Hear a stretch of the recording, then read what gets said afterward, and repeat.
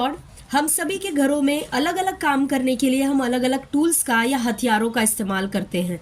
अगर हमें इलेक्ट्रिक का काम करना है तो उसके लिए हम टेस्टर, स्क्रू ड्राइवर, ये सारी चीज़ें रखते हैं।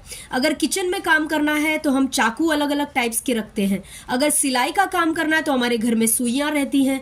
अगर लकड़ी का काम करना है तो आरी वगैरह हम अपने घरों में रखते हैं। लेकिन क्या होगा अगर मैं आपसे कहूं कि एक ही टूल अपने घर में रखिए, एक ही हथियार रखिए, उस एक ही हथियार से आप सारे काम कर सकते हैं। यानी उसी हथियार का आप किचन में भी यूज़ कर सकते हैं, इलेक्ट्रिक का काम करने के लिए भी यूज़ कर सकते हैं, कपड़े की सिलाई के लिए भी कर सकते हैं। हर एक चीज़ों के लिए आप एक ही टूल का इस्तेमाल कर सकते हैं। लेकिन शरीर में तो यह संभव नहीं है। लेकिन क्या आपको पता है, परमेश्वर ने हमारे जीवन के लिए ओवरऑल एक टूल दे दिया है, एक हथियार दे दिया है। उस टूल को हम देखते हैं कि वो क्या है। जब आप इब्रानियों की किताब 4 अध्याय उसके 12 वचन को पढ़ते हैं तो यहाँ पे लिखा है, क्योंकि परमेश्वर का वचन जीवित और प्रबल और हर एक 2-धारी तलवार से भी बहुत चोखा है और प्राण और आत्मा को, ध्यान दीजिए यहाँ पे, आपका प्राण आ गया, आपकी आत्मा आ गई, और गांठ गांठ और गूदे गूदे को, यानी इंग्लिश में अगर आप पढ़ोगे तो लिखा है मैरो एंड जॉइंट्स और मैरो की बात चल रही है, यानी आपके शरीर की बात यहाँ पे कर रहा है। यानी प्राण, आत्मा और आपका शरीर भी आ गया, अलग करके आर पार छेदता है, और मन की भावनाओं को, लिखा है इंग्लिश में लिखा है कि इंटेंस ऑफ हार्ट, यानी हृदय के विचार, भावनाओं को।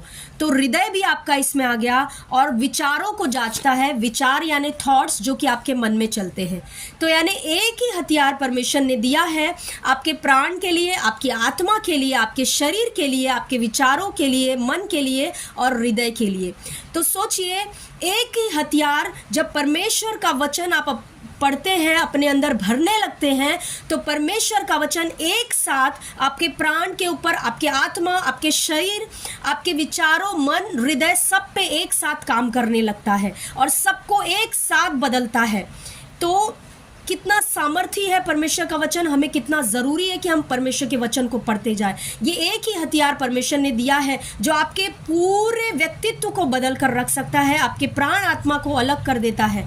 कई लोग बोलते हैं उन्हें परमेश्वर की आवाज़ सुनने में बहुत डिफ़िकल्टी होती है, तो आप ज़्यादा से ज़्यादा वचन पढ़ना शुरू करें, वचन को भरना शुरू करें, क्योंकि इस वचन में लिखा है प्राण और आत्मा की बातों को अलग करता है।